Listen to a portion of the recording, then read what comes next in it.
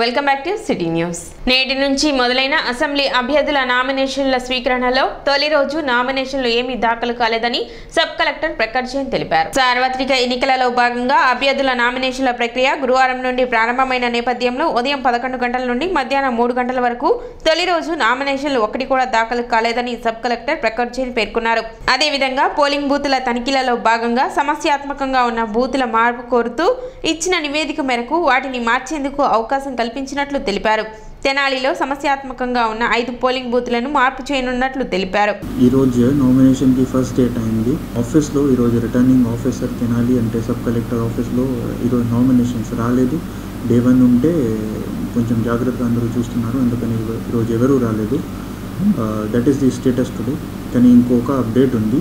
Election commission of India నుంచి మన దగ్గర పోలింగ్ స్టేషన్స్ చేంజింగ్ కోసం పర్మిషన్ వచ్చింది. నేను కొన్ని పోలింగ్ స్టేషన్లో మన దగ్గర ఇష్యూస్ వచ్చాయి నా ఇన్స్పెక్షన్ టైంలో. సో అందుకనే రేషనలైజేషన్ టైంలో మనము కొన్ని పోలింగ్ స్టేషన్ చేంజింగ్ కోసం ప్రపోజల్ రాసాము. సో ఆ విషయంలో 5 polling stations have been approved by ECI. ఆ లొకేషన్ మనం చేంజ్ చేస్తాం. మోస్ట్లీ సేమ్ బిల్డింగ్లో సేమ్ స్కూల్లో వేరే రూమ్లో పెట్టేస్తాం. సో అందుకనే మా ఓటర్స్కి కూడా కష్టం. It won't be troublesome to voters as well. This is all for today. రేపు మనం చూస్తాం. వేమూరు నియోజకవర్గం కొల్లూరు మండలం జవ్వలపాలెం, తడికలపూడి, కిష్కిందపాలెం గ్రామాలలో మాజీ మంత్రి, పొలిట్ బ్యూరో సభ్యులు, వేమూరు నియోజకవర్గ కూటమి బలపరిచిన అభ్యర్థి నక్క ఆనంద్ బాబు ఎన్నికల ప్రచారం నిర్వహించారు. అడుగు అడుగున జనం నీరాజనాలు, మహిళా మనులు హారతులతో స్వాగతం పలికారు. ఈ సందర్భంగా ఆనంద్ బాబు మాట్లాడుతూ అధికారంలో ఉన్న జగన్మోహన్ రెడ్డి చేతకానితనంతో పెన్షన్లు ఇవ్వలేక చంద్రబాబు నాయుడు మీద ఆరోపణలు చేస్తున్నారని అన్నారు. సచివాలయం సిబ్బంది 11 మంది ఉంటారు. ఊరికి వచ్చి 300 నుండి 400 పెన్షన్లు ఉంటాయి. వారి చేత ఇప్పించలేరా అంటూ మండిపడ్డారు. ఈ గ్రామాలలో తాను ఉన్నప్పుడు చేసిన అభివృద్ధి తప్పితే కొత్తగా చేసింది ఏమీ లేదన్నారు. మిగిలిపోయిన పనులను అధికారంలోకి వచ్చిన 3 నెలల్లోపు పూర్తి చేస్తానని హామీ ఇచ్చారు. జనసేన అధినేత పవన్ కళ్యాణ్ కూడా తమతో కలిశారని, రాబోయే రోజుల్లో ఉమ్మడి కార్యాచరణతో పరిపాలన సాగిస్తామని చెప్పారు. మే 13వ తేదీన జరిగే ఎన్నికలలో సైకిల్ గుర్తుపై ఓటు వేసి అఖండ విజయం చేకూర్చాలని కోరారు. ఈ కార్యక్రమంలో వేమూరు నియోజకవర్గ జనసేన సమన్వయకర్త ఉషా రాజేష్, కొల్లూరు మండల తెలుగుదేశం అధ్యక్షులు మైనేని మురళి, రాష్ట్ర తెలుగు యువత అధికార ప్రతినిధి డాక్టర్ కనగాల మధు, జనసేన నాయకులు బందులపాటి చలమయ్య, తెలుగుదేశం జనసేన పార్టీ నాయకులు, కార్యకర్తలు అధిక సంఖ్యలో పాల్గొన్నారు.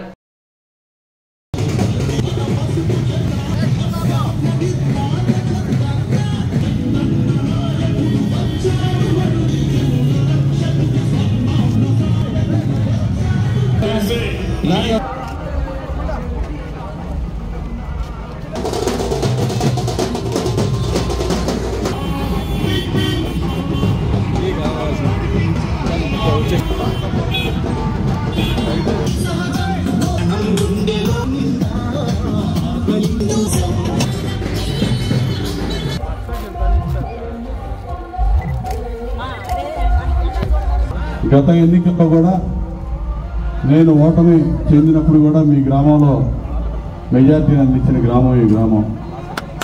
మరొకసారి ఎన్నికలు జరగబోతా ఉన్నాయి. 4వ పర్యాయం ఎమ్మెల్యేగా సైకిల్ గుర్తు మీద పోటీ చేస్తున్నాను. చంద్రబాబు నాయుడు గారి ఆశీస్సులతో, జనసేన అధినేత పవన్ కళ్యాణ్ గారి సపోర్ట్తో నేను మీ ముందుకు వస్తూ ఉన్నాను. మరొకసారి ఆశీర్వదించండి. ఈ రాష్ట్రం పురోభివృద్ధి చెందడానికి అన్ని సంక్షేమ కార్యక్రమాలు, సూపర్ 6 పథకాలు, దాదాపు ఇప్పటికి అమలవుతున్నటువంటి సంక్షేమ పథకాలు కన్నా 4 రెట్లు సంక్షేమ పథకాలు చంద్రబాబు నాయుడు గారు, పవన్ కళ్యాణ్ గారు మనకు అందించబోతా ఉన్నారు. అదేవిధంగా మన బిడ్డల భవిష్యత్తు, మన భవిష్యత్తు, ఈ రాష్ట్ర భవిష్యత్తు కోసం ఒక దూరదృష్టితో పనిచేసినటువంటి నాయకుడు చంద్రబాబు నాయుడు గారు మీకు తెలియజేస్తున్నాను. మీరందరూ కూడా మరొకసారి సైకిల్ గుర్తు మీద ఓటేయాలని చెప్పి మిమ్మల్ని అభ్యర్థిస్తామన్నా. తడికలపూడి గ్రామంలో ఏ అభివృద్ధి జరిగినా కూడా మన హయాంలోనే జరిగిందనేది యథార్థం ఉన్నాను. అందరూ కూడా మరి ఆలోచన చేయండి. అభివృద్ధి అనేది ఈ గ్రామంలో, ఈ వార్డులో ఎవరి హయాంలో జరిగింది? మనం అధికారంలో ఉన్న 14 నుంచి 19 దాకా చేసినటువంటి అభివృద్ధి తప్ప అంగళం అభివృద్ధి కూడా ఈ 5 ఏళ్లలో చేయాలి. ఇలా గెలిచినా ఓడిపోయినా మీలో మమేకమై మీలో ఒకటిగా ఉండే వ్యక్తిగా నన్ను ఆదరించమని చెప్పి కోరుతా ఉన్నాను. ఇక్కడ ఇంకా అనేక సమస్యలు ఉన్నాయి. శ్మశానం సమస్య ప్రధానంగా ఉంది. ఆ శ్మశానం సమస్య కూడా తీర్చడానికి పెద్దలు రత్తయ్య గారు 20 సెంట్లు స్థలం కూడా ఇవ్వబోతా ఉన్నారు. తొందరలోనే ఆ స్థలం శ్మశానం అభివృద్ధికి కూడా కొంత నిధులు కేటాయించి అదంతా అభివృద్ధి చేసి మీకు అప్పచెప్పబోతా ఉన్నారు. పట్టణంలోని 17, 18 వార్డుల్లో నియోజకవర్గ కూటమి అభ్యర్థి నాదెండ్ల మనోహర్ ఎన్నికల ప్రచారం నిర్వహించారు. తనకు మద్దతు పలకాలని స్థానికులను కోరారు. తెలుగుదేశం పార్టీ, జనసేన, భారతీయ జనతా పార్టీ నాయకులు, కార్యకర్తలు ఆయన వెంట ఉన్నారు.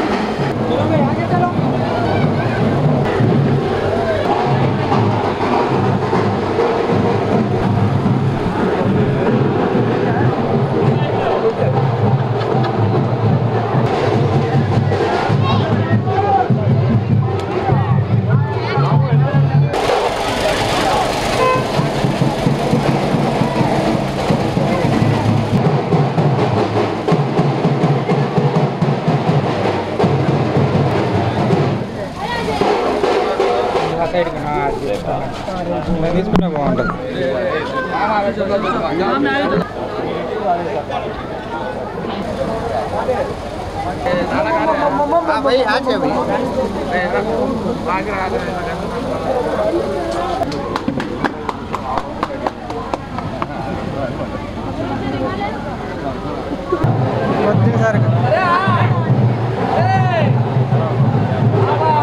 ये लाइट क्या है दादा बड़े दादा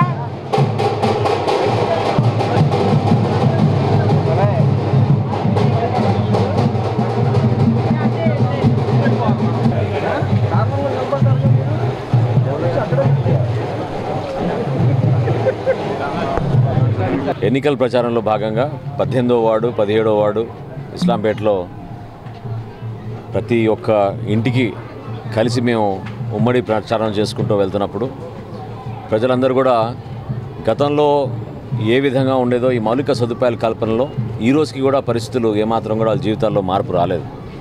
ఖచ్చితంగా ఎక్కడైతే ఎక్కువగా పాపం మైనారిటీ ముస్లిమ్స్ ఉంటారో జనాభా ఎక్కువ ఉంది కాబట్టి మన మున్సిపాలిటీ నుంచి ప్రభుత్వం నుంచి అధికంగా కొంచెం నిధులు తీసుకొచ్చి ప్రత్యేకమైన దృష్టి సారించి ఇక్కడ మౌలిక సదుపాయాల కల్పన ఖచ్చితంగా చేయాలి.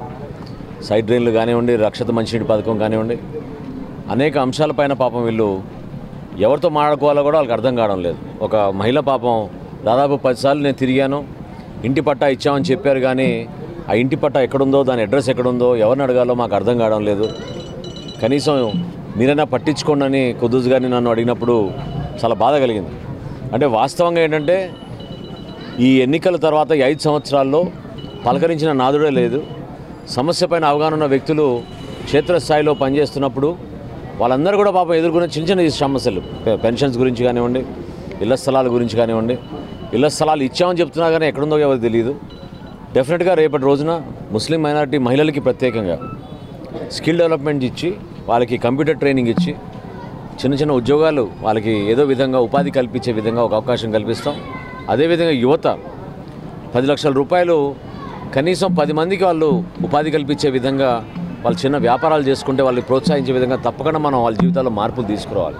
ఎందుకంటే ఇంకెన్ని రోజులు వీళ్ళు చిన్న చిన్న సైకిల్ షాప్లో, పంచర్ షాప్లో చేతి వృత్తి పనులు చేసుకుంటూ, కార్పెంటరీ పనులు చేసుకుంటూ కుటుంబాలని నడుపుకోవాలంటే బాగా ఇబ్బందికరమైన పరిస్థితులు. ఆ మార్పు తీసుకొచ్చే విధంగా తప్పకుండా చంద్రబాబు నాయుడు గారి నాయకత్వంలో తెలుగుదేశం పార్టీ, పవన్ కళ్యాణ్ గారి కొత్త ఆలోచనలతోటి జనసేన పార్టీలో వచ్చిన కొన్ని అభిప్రాయాలు తీసుకుని మేము తప్పకుండా యువతకు ఉపాధి కల్పించే విధంగా 10 లక్షల రూపాయల ఆర్థిక సాయం అందించడానికి అనేక మంది వర్గాలకు ఉపయోగపడే విధంగా కార్యక్రమాలు చేస్తున్నాం. శ్రీరామనవమి పండుగ సందర్భంగా జంపని గ్రామం 13వ వార్డులోని నగరపాలెంలో ఉన్న శ్రీరామ మందిరం నందు 12వ సంవత్సరం అన్నదాన కార్యక్రమం ఏర్పాటు చేయడం జరిగింది. ఈ కార్యక్రమంలో ముఖ్య అతిథిగా మాజీ మంత్రి, తెలుగుదేశం పార్టీ పొలిట్ బ్యూరో సభ్యులు నక్క ఆనంద్ బాబు పాల్గొన్నారు. ఈ సందర్భంగా ఆలయ కమిటీ సభ్యులు చాలవాతో సత్కరించారు. ఇంకా ఈ కార్యక్రమంలో జనసేన వేమూరు నియోజకవర్గం సమన్వయకర్త ఊసా రాజేష్, రాష్ట్ర తెలుగు యువత అధికార ప్రతినిధి డాక్టర్ కనగాల మధు మరియు జంపని గ్రామ తెలుగుదేశం పార్టీ నాయకులు, కార్యకర్తలు, శ్రీ సీతారామ ఆలయ కమిటీ సభ్యులు పాల్గొన్నారు. వేమూరు నియోజకవర్గం బట్టిప్రోలు గ్రామంలో పలువురు వైసీపీ పార్టీ నుండి టీడీపీలో చేరారు. బట్టు మల్లికార్జునరావు, వంగర వీరయ్య, ఎర్రంశెట్టి, కరుణ శ్రీనివాసరావు ఆధ్వర్యంలో మాజీ మంత్రి, పొలిట్ బ్యూరో సభ్యులు నక్కానంద్ బాబు సమక్షంలో సుమారు 10 కుటుంబాల వారు వారి అనుచరులతో తెలుగుదేశం పార్టీలో చేరారు. వీరందరికీ తెలుగుదేశం పార్టీ కండువా కప్పి నక్కానంద్ బాబు పార్టీలోకి ఆహ్వానించారు.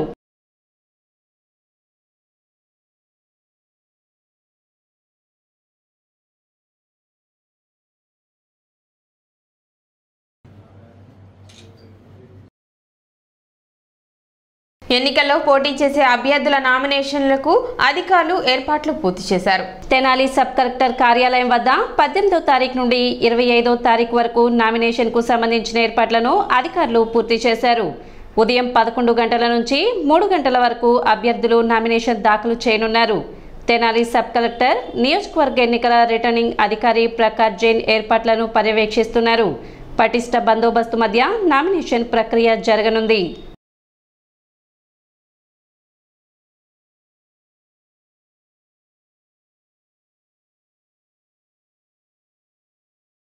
సిటీ న్యూస్ ముగించే ముందు ముఖ్యాంశాలు మరోసారి.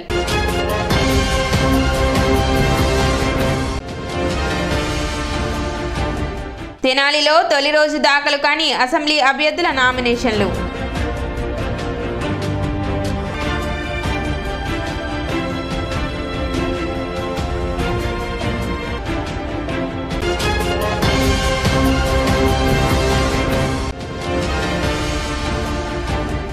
ఓటు హక్కు కలిగిన ప్రతి ఒక్కరూ ఓటు హక్కును వినియోగించుకోవాలని సూచించిన మున్సిపల్ కమిషనర్ బండి శేషన్న.